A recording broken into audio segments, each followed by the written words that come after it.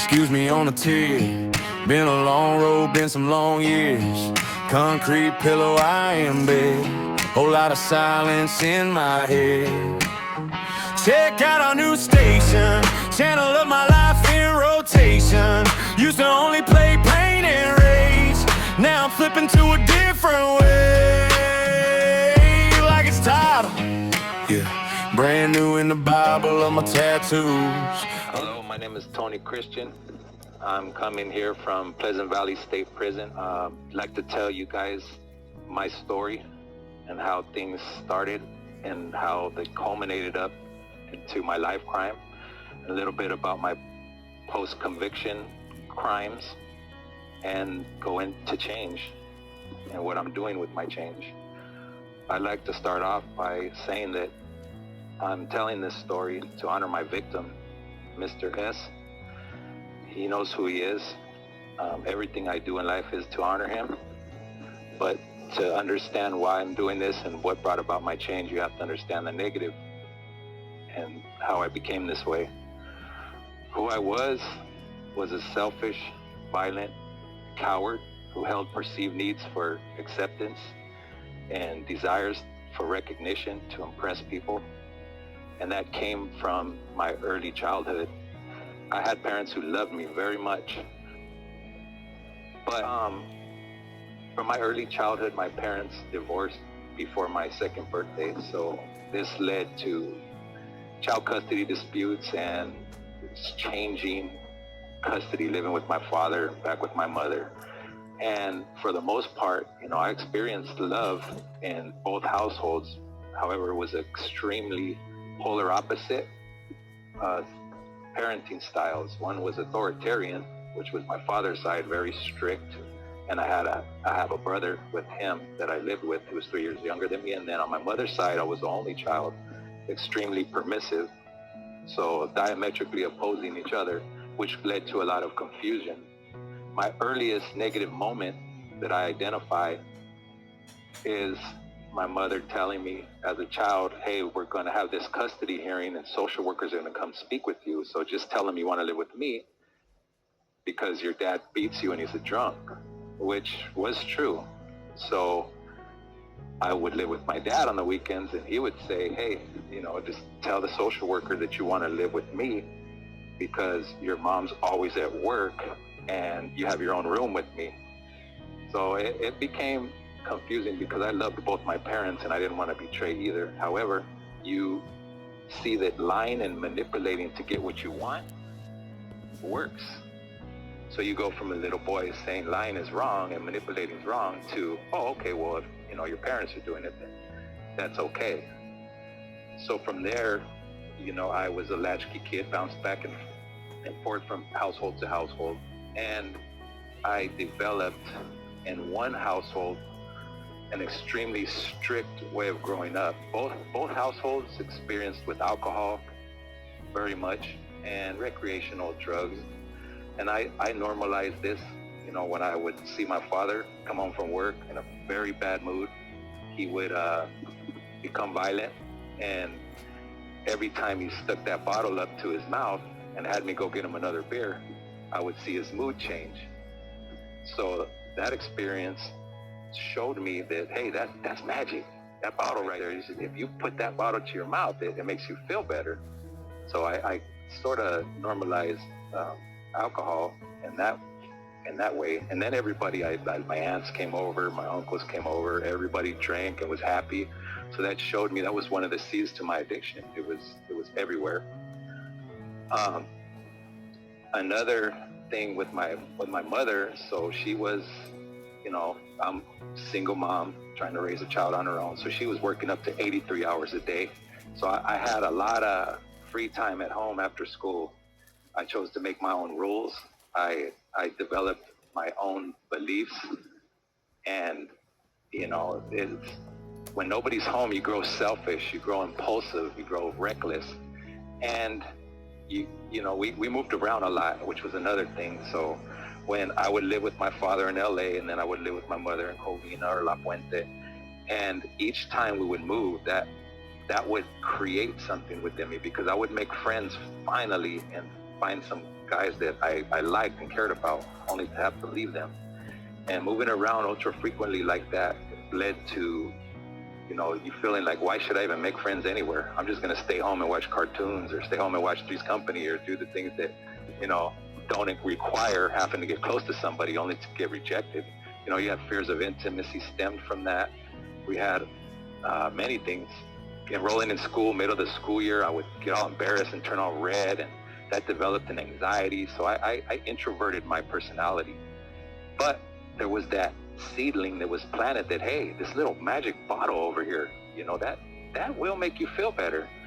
So I started drinking little beers that were laying around the house, picking up cigarettes from mom's ashtray, smoking those, and this is how things started with my addictions. Other things began to happen when we finally got stable in Covina, California. I met friends in my apartment complex, and there was some seedlings from my father's side that I didn't get recognized, or I didn't get praised. Like I would see on TV, hey, good job with your homework, or good job taking out the trash, or this anything. My pops he loved me. He kissed me every night, good night, and sung me Mickey Mouse songs. But as he got older, he got more stress from bills, and you take out the trash or you get straight A's, and I wouldn't get any like pat on the back. It was seemed to be expected. So I was trying to get his attention. He had the outdated thinking, his views were men don't cry, don't tattletale, like it. So a lot of times I normalized, no snitching. That's something that was taught as an early age. When I told him my little brother, when it was his turn to take out the trash and I got beat for it, hey, it was his turn. Hey, nobody likes a tattletale, and that was ingrained in me as a little boy. So when he didn't give no love, I started to hold on to this deep desire to be accepted by him. And when I wasn't getting it from him, and my mother was gone, those perceived needs for acceptance and recognition went outside of the home, and I met gang members.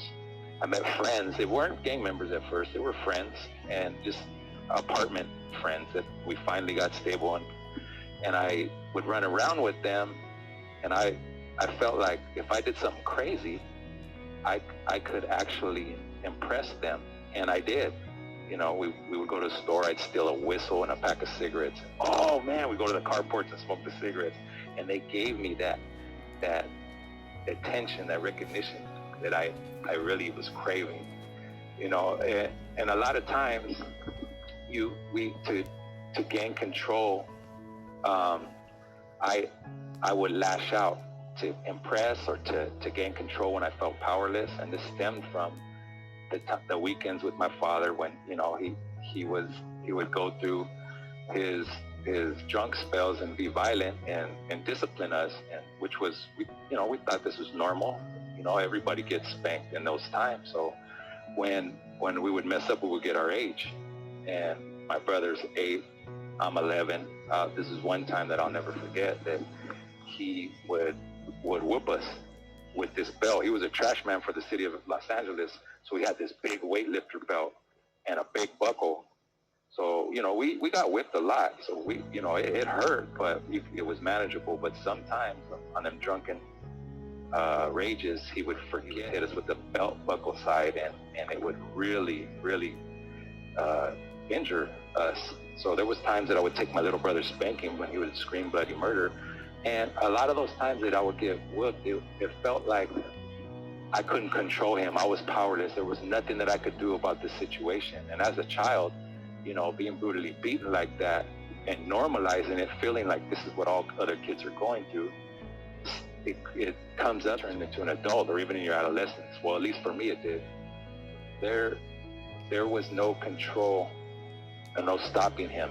So whenever I felt powerless or I lacked control as an adolescent or adult, I told myself that's never going to happen to me again. So I lashed out with violence. I lashed out with theft to get control. Even if the control was just attention.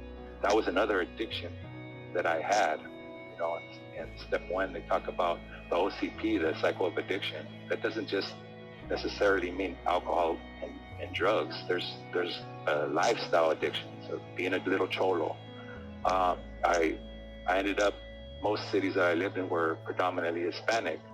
So me being a little Italian boy in the neighborhood, I blended in with them. And those desires to impress only were reinforced because now I had to gain control and show these guys that I was just as good, if not better than them. And that chasing that acceptance, I was, stealing some cigarettes. We'd go smoke in the carports. Then we'd go and I'd steal some car stereos. And then we'd get that money and go buy some 40s, 12, 13-year-old kids.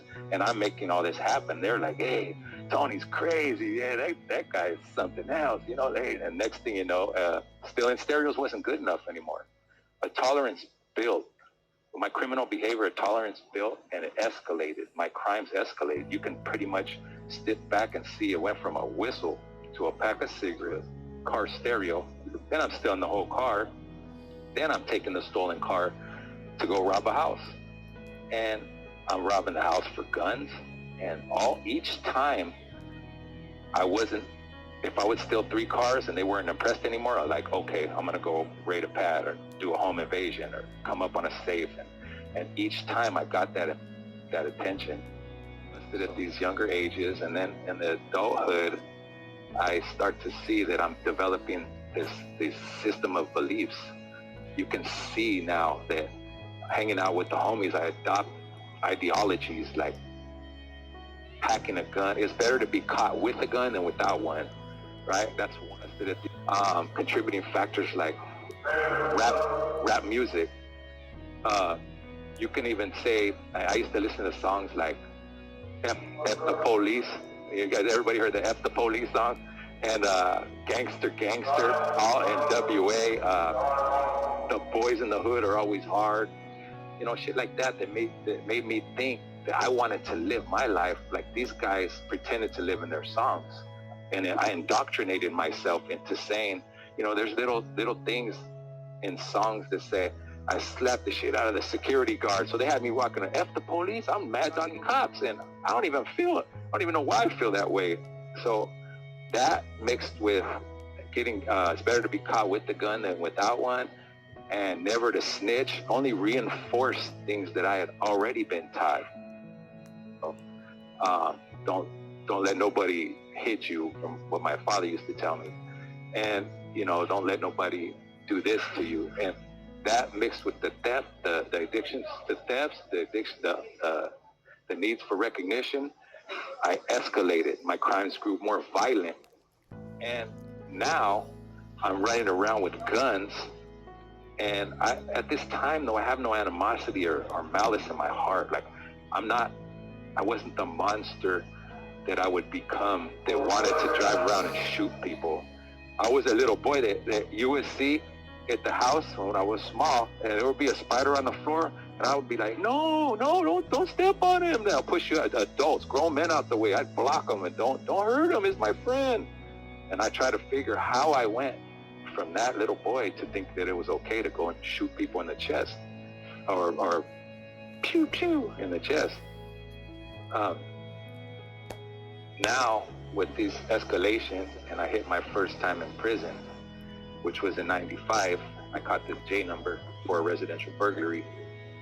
I had been in and out of prison, and I had been seeing all my other friends doing crimes with gats, so to speak.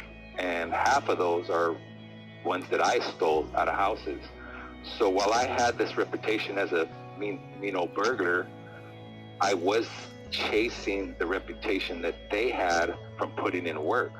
And I had never hurt anybody before like that. I jumped in little homies, like initiated them into the gang and socked people, but I had not really like picked up a weapon and done something to somebody. And I seen that how they were the talk of the town, like all the little homegirls wanted to be with this dude because he just did that and all. So I was still chasing that unhealthy desire to impress others. I was not happy with just being me, and I never accepted myself. And you couple that with my family starting to see me mess up, and my pops telling me like, man, you're a fuck up. You've been a fuck up. You're gonna stay a fuck. And I start to believe it. Like, oh well, I'm just a fuck up. He didn't give up on me. He was trying to scare me. I understand that, but it just came down to where I accepted my reality, and for 30 years I believed that I'll never change. They told me, you'll never change. You know, people make these comments, and I wanted to speak on the beliefs part because they're the most powerful thing in defining my insight. Once something happens around you or to you, like they know from ACEs, you adopt a feeling from that experience or that situation or that event, and that feeling creates you to believe that I have to impress people, and I had that, and that belief led to certain violent actions. The more crime I did, the more I impressed people. The more violent they got, the more they were impressed, and this would extend into my prison life. You know, being a white homie, classified as a sureño. Well, at first it was a Southsider on my first term as a burglary. You know, we do things to impress our fellow Southsiders and to gain your status, to make your bones. And it was violence after violence after violence. And I would come in and out, violations. I had a daughter, and you would think that that would make me wake up. I had a woman who loved me. I mean, she did the world for me, waited everywhere. But my desire to impress my gang and the love for my gang overpowered love for my family and for humanity. And one night when I broke my leg at work, I was off work. I grew bored, which I identified as one of my triggers. And I had my daughter, and I remember trying to babysit her when my fiance was working at Carl's Jr. And I dropped my daughter, and she fell off the bed, and I felt like, I'm gonna kill this little girl. She's only 6 months old. I need to do something. And so I took the daughter to a sitter, and I went to my neighborhood. And after 6 months of being out on parole and not talking to none of the homies, I almost changed. I had one leg in grass and one leg in the mud. And that guilt and that shame that I don't come around a lot, and the homies are calling me weekend warriors, it attracted me back to La Puente like a magnet. And I got there, and I went straight to the heart of the neighborhood and seen where like 5 or 6 homies were chilling, and they're clowning me. It's like, oh, here comes the weekend warrior, which, you know, indicating that I only come around on the weekend where there's beer and girls. And that made me feel my low self-esteem kicked in, my acceptance issues kicked in. And we were drinking, and you know, everybody was partying, and I said, man, I'm gonna go get some more beer. And I picked up one of the neighborhood things, and there was comments made by my little homies that, hey man, don't take that, unless, you know, you're only supposed to take that if you're gonna use it. And all my insecurities came to life. The character defect of holding perceived unmet needs and needs for acceptance, they came to life so drastically that I got angry, and it triggered me to the point to where I felt like a straight bitch. And so I packed it in my cask, and we could have just went and got some beer in our neighborhood and not rent, but I vocalized that I wanted to go over here. And sure enough, one thing led to another, and I was incarcerated for trying to take the life of my victim. I did not know who he was. I did not care, and my own desire to look good to my homeboys took over me, and I hurt a person and almost took his life. So I deserve everything that I got, and I'm glad that they took me off the streets before I put people on the ground. So in my prison term, I would like to say that I started to wake up and realize that things were great, but that's not what happened. Those desires and needs for acceptance and wanting to be recognized and feeling this big were still there.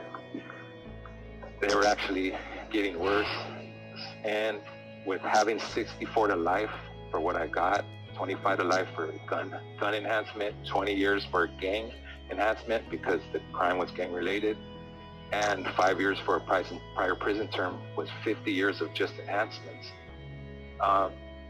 I have 14 to life in addition to that consecutive for the attempt on his life. So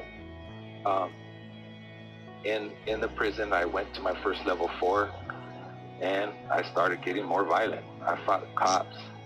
I had people die in my arms. I had multiple people die around me. I witnessed multiple murders. And as my violence grew, so did everybody's acceptance of me. And I rose the ranks by selling drugs, being violent, and being smart. And they filled my unmet needs that I felt that I had. At this time, I had left my gang brothers, and I felt a little bit lost and out of place because I had already impressed them and I had gained their acceptance. I actually became their top, and my dumb ass still thought I was a shit in prison, only to be humbled that, you know, you have to earn a new status. It's a whole new ball game up here. And going through reception in my first level 4, I didn't even know I didn't even know how to wash my own underwear. These guys taught me everything: sewing, washing your clothes. I had my fiance, dude. I've really seen how important that lady was in my life when I got to prison and had to fend for myself in every way. So, going through this mentally, knowing that I'm gonna lose her, and I just got triple life, knowing that I have a 8-month-old daughter who's gonna grow up without me, I turned back to drugs, and I did the drugs that were in there, and I became hooked on heroin. And I started using it, snorting it, and next thing you know, I would end up, like I said, fighting officers, going to the shoe. I had asked somebody to bring stuff in to me, and they did, and they got busted. So I went to the hole, and I got her in trouble, which was not my fiance, but it was one of my homegirls from my then gang. And I caught a case for the trafficking heroin into the prison in Salinas. They gave me 4 years to that, which I didn't really care. Once you have life, you have no hope, you have no family, you have no chance to leave, and you just don't care. Then I got paralyzed, fighting 2 cops on the top stairwell. I fell down the stairs, and my legs got caught between the second and last step. Was catheterized for 2 years. I was in a wheelchair for 5. And in the shoe, I did intense whirlpool therapy, physical therapy, TheraBands, everything you could think of. And while I was there, I was gamed up by them guys. So they had seen what I was about, and they gave me that praise and recognition that I was looking for. And I was sent back out to the main lines, to the level 4s, to start running things. And as I did that, I grew more violent, you know, going into people's cells and disciplining myself. Even though I could have used other people to do that, my violence just knew no bounds. I wanted to show everybody what I was, so they would respect me, and it was working.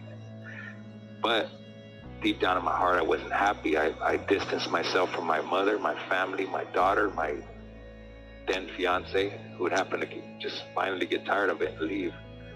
So things escalated into a 20-on-20 riot with staff, and I was charged with 6 attempts on their lives and given a very long shoe term. At this time, I caught the attention of the right people and was given more power than I knew what to do with. That's when I went to the level 4 180 and became part of that governing body. And these things happened like a blur. When you're on drugs and you're calling shots and writing stupid kites and reports and trying to structure something, and you've never known how to do any of this, you're just pretty much making it up on the cuff.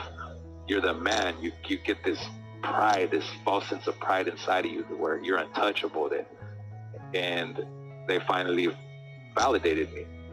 So now I get sent back to the shoot for 10 years. And when you're back there for 10 years, 23 hours a day in the cell, I'm pretty sure James could tell you, he knows about these things, as does Keith. you're so bored. Half that time was single celled. You become sit around and think about what you can do to impress them guys. There's always another ladder of people to impress, and you start getting crafty and trying to manipulate the mail system to bring in drugs, manipulate homies that are on the lines to get busted and bring stuff back to you. And that worked, and that grew my stature even more, my status within the gang. So all these things played a big factor until they didn't. This brings about my change. You know, after being in the shoe for 8 years, I would say, validated, I started to see, you know, politics. Everybody's getting released out of the shoe, and I was politicking with the big dogs. A lot of times you get caught in their crossfire because we're expendable. You know, you try to, one asks you to do something and the other one doesn't like it, they're not going to argue out of you. You're done. You say no and you let somebody down, or you do it. And I did it, and the next thing you know, I found myself being a victim. And what happened was 11, you know those things that you break the ice with on the streets? You make the big cubes into the little cubes? Well, somebody tried to take my life with one of those. I was scarred up pretty bad, actually. I have them on me if anybody would like to see. But I got hit right here, I got hit right here, all over here. I got scars here, here, here. And knowing that I did nothing wrong for this to happen, and them guys that asked me to do it, knowing that I did nothing wrong, they pretty much business as usual. That wasn't supposed to happen. These guys made a mistake. The one guy that called it, he's going down anyways. We're Spencer, pretty much is what was said. Sorry. And so that wasn't the kicker, though. What happened was I looked at the paperwork the next day when I got back to my cell, because I was ambulanced to the hospital. They checked me for internal bleeding. They cut off my underwear and laid me there butt naked, and it was just the most embarrassing and painful situation I had ever been through. And as this happened, and I came back the next day with holes and stitches and everything you could think of, I looked at the paperwork and I noticed that the date that this happened to me was the same date that I had tried to take the life of my victim, only 17 years later. So I started to think about, this is God telling me, like, hey man, you know, you're not untouchable. What the hell's wrong with you? Wake up. You know, I felt that this happened for a reason. And shortly after, when I was laying on that table, the wheels of remorse started to spin for the first time. And I remember thinking to myself, like, damn man, this is probably how that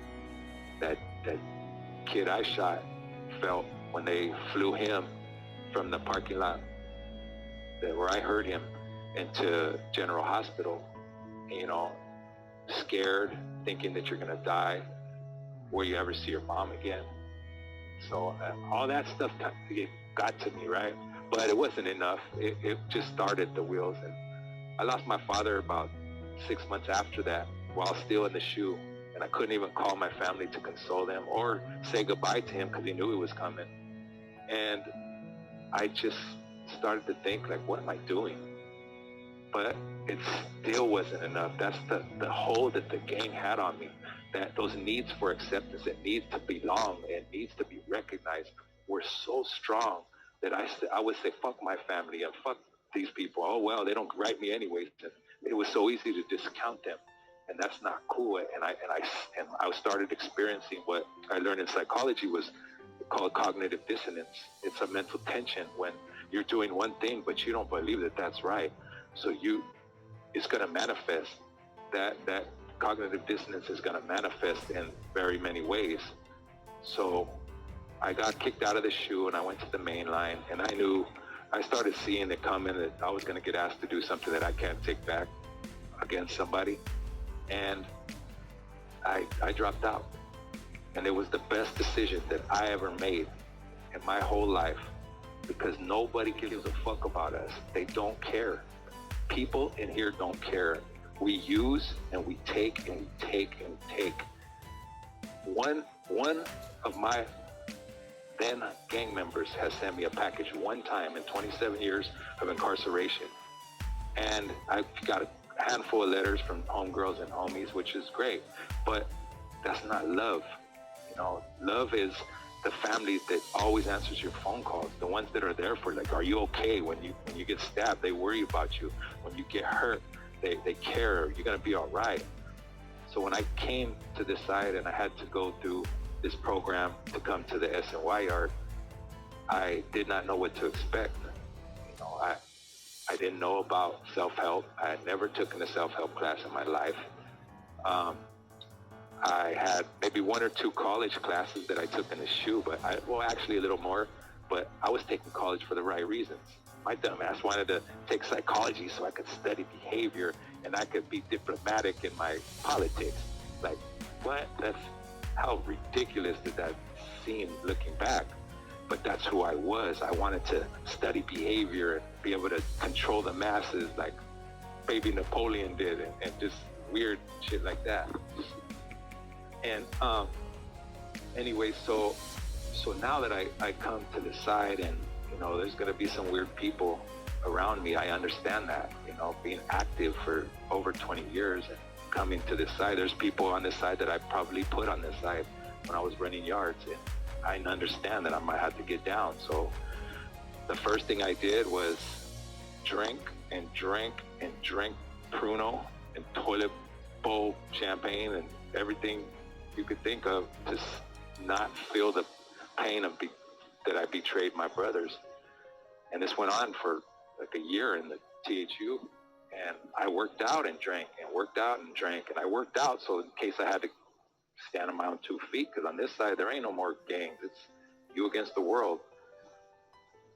So basically, after I get out of the THU, I go to a level 4 SNY yard, and I start to meet. My first day on committee, I go to committee, I step out, and the counselors say, clear me for the yard. And they're like, hey, go see the lieutenant. And I was like, ain't I done? Like, nah, you're done, but he wants to talk to you. And I'm like, why? I'm good. And he was like, well, he said he knows you. So I go, and I see that it's Lieutenant Lunez, Max Lunez. And this guy is squad in the SHU, right? And he comes, and he's like, hey, what's up? They used to call me Tigre. So, hey, what's up, Tigre? He called me Ted, actually. Ted was an acronym that I had for hot kites when I used to write to the back, right? And it stood for Ted was Tigre, Eastside Dukes. And he's like, how you doing? Like, have a seat. And I'm like, oh, shit. He used to chase me, search my cell for phones and drugs and all this stupid stuff I was doing. Where did I leave off? Oh, yeah, Lieutenant Lunez. Yeah, I remember. Yeah. Okay, so now I'm fresh out of committee, first SNY yard, and I feel like a traitor. I got all this mixed up feelings, like, did I do right by my family, by myself, or did I do wrong and betray the only people that really did love me? And I had all this mixed up feelings. Like I said, it's cognitive dissonance at its finest. You're walking one way, but you believe something totally different. What happened was my beliefs changed, and that's remorse in a nutshell. When your thoughts and your beliefs begin to change, so does your heart. So you can't keep doing something if your heart's not in it. And these are things that I will come to learn later. But at this point in my life, I had no clue about that. I've got Pruno going on orientation status, literally waiting to go back and crack it. And I see this dude, this big ass dude, Lieutenant Lunez, was squad. He used to chase me down, he used to smack my house, take my radios, take my phones, potty wash me. They rated me between Lieutenant Lunez and Captain Moreno and Captain Harris.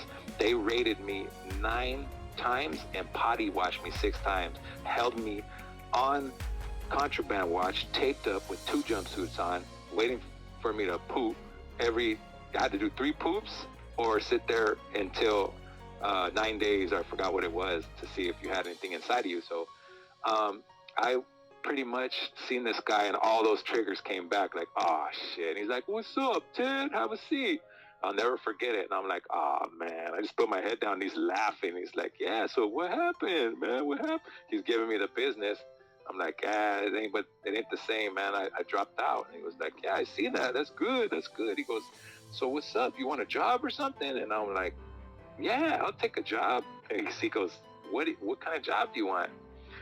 And I go, "Well, I maybe visiting or something, maybe work in the canteen." And he just laughs in my face. He goes, "You think I'm gonna put a freaking drug dealer in visiting or put you in canteen so you can corrupt the staff lady?" He goes, "I know what you used to do on the other," because I used to have like free staffs and staffs and on the payroll, you know, and I used to break them off and flood the yards. And so they used to chase me for all that stuff and make the money that I was making, like, he didn't want that to happen on his yard. So he was like, "I got just the job for you. You're going to get a ducat tonight in the mail." I'm like, "All right, cool." So I'm thinking he's hooking me up.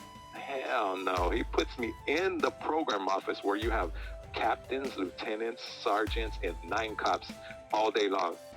So I'm like, fuck. I go to work the next day and I feel hella weird. Like, I'm somebody that fought multiple officers, stabbed officers, been through wars and people getting killed with a Mini 14 because of my violence. And here I am in there dumping their trash and cleaning their toilet bowls. I'm like, hell no, right? I didn't like this, but I just wrote it out. And as time passed, I started to just keep working, and they noticed that I was drinking, but I was a funny motherfucker. There was trannies here. For the first time I seen a transgender, and they're like 6'1" with big old hands and shit. Like, oh hell no, walking around like yang yang yang yang yang with their little thing. I'm like, oh man, what did I get myself into? So I'm in the office with these people, and I'm faded. I'm drunk like almost 3-4 days a week. And I see that you know, I'm making them laugh.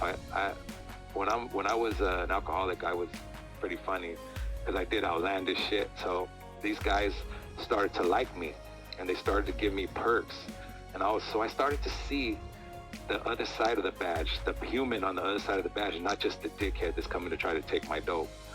And I started to understand, like, okay, well, man, these guys put on a facade just like we put on a facade.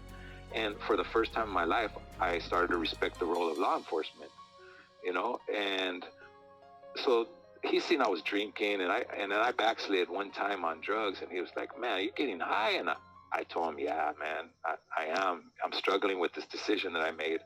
And he's like, "Well, man, you need help?" And I was like, "Yeah, I do need help." So he got me into my first group, and I turned all red and shit. They asked me to share.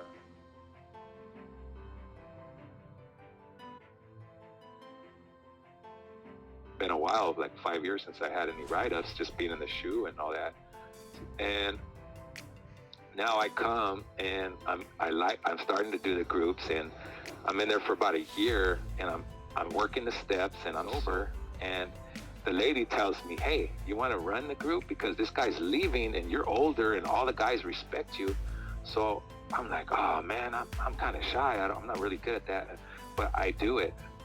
And as I do this first set of groups, which was this AA and it's in Spanish, I'm bilingual, so I was able to run it, but it was even that much harder because it's in Spanish, which is not my first language.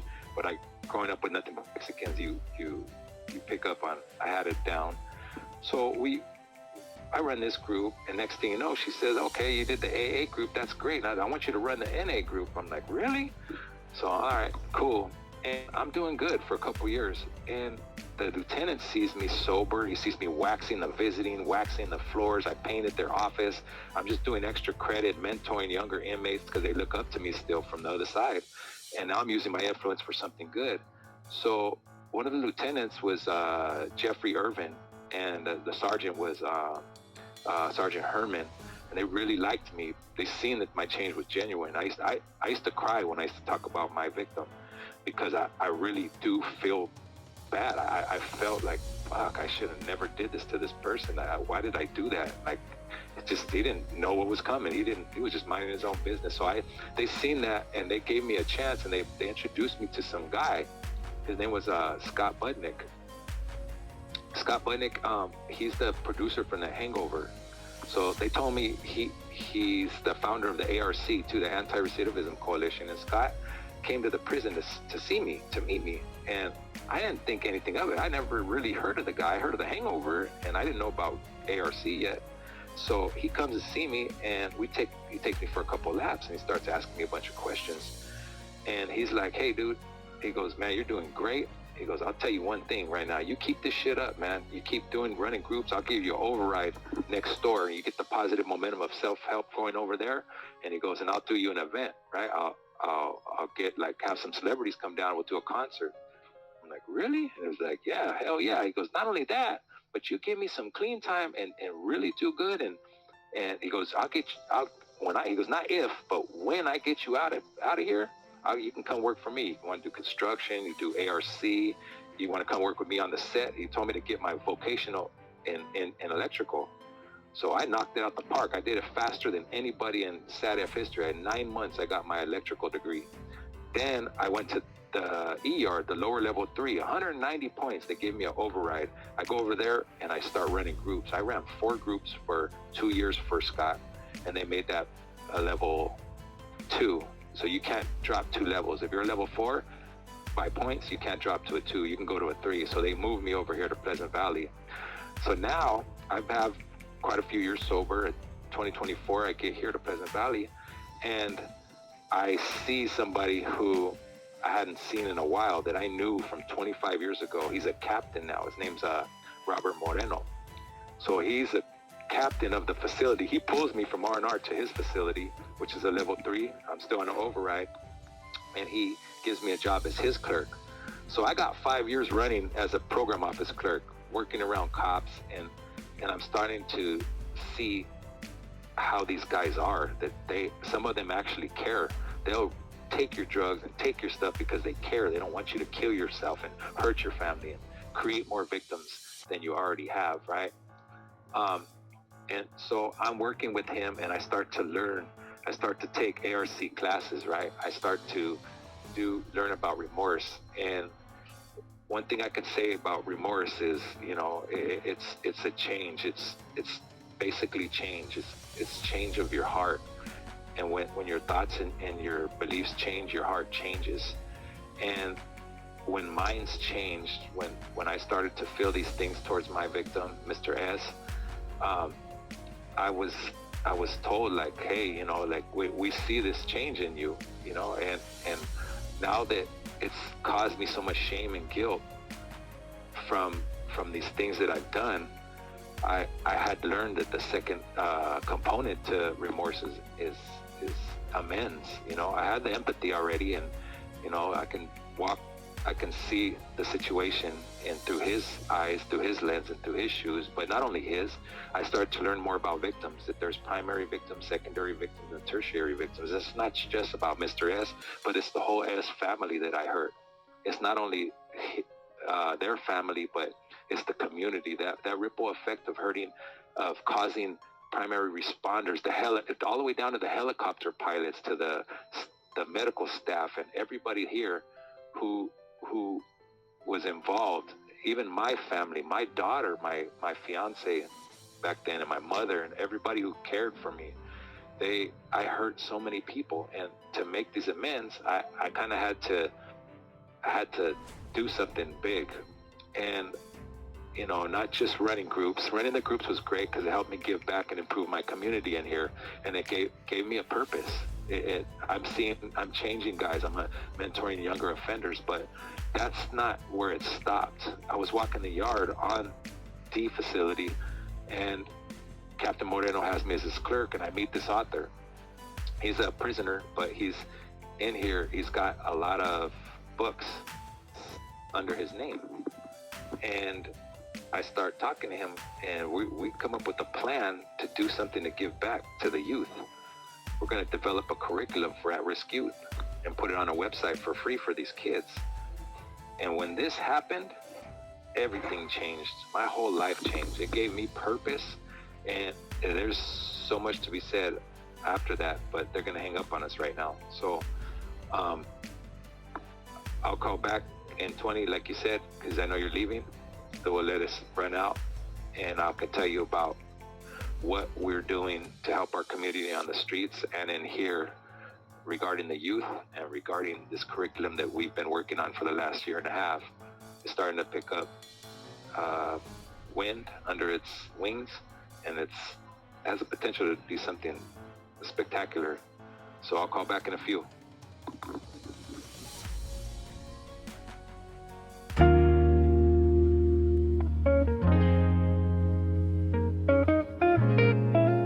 Excuse me on the tear. Yeah, this one's for Anthony Christian. J61853.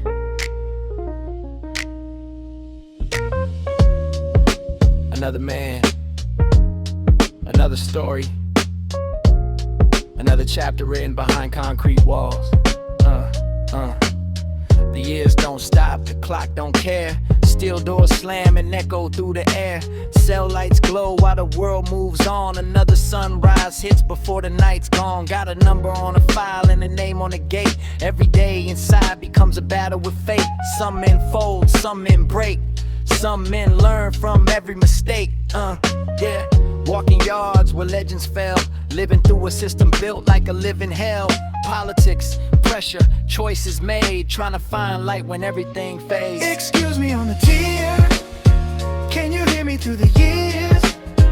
Through the lockdowns and the tears. Through the losses and the fear. J6, we had a 5 or 3. More than a number they'll ever see. A man searching for what freedom means, even while living behind these scenes. Every scar tells a story nobody knows. Every setback becomes another road. Letters from family, pictures growing old. Memories become more valuable than gold. Some nights a silent scream so loud you question every step that made you who you are now. But strength ain't measured by how hard you hit. It's measured by how many times you refuse to quit. The tear watches, the walls listen. Every lesson earned becomes another vision. A better tomorrow starts with today. One decision at a time, one different way. From conquering yards to the deepest thoughts. Thinking about battles fought and lessons taught. The world sees a prisoner, the mirror sees a man trying to become something greater than his past can. Excuse me on the tear. We're still standing here. Through every storm and every year. Still finding purpose through the fear. J6 rated at 5 or 3. Your story's still being written, see. And every page turned honestly is one step closer to being free. Yeah.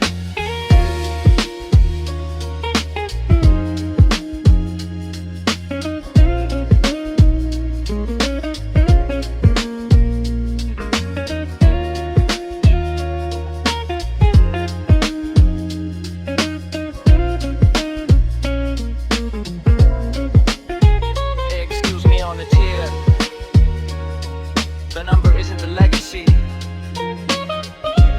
The choices are. The growth is. The journey is. J61885 is. So I'm writing the next chapter.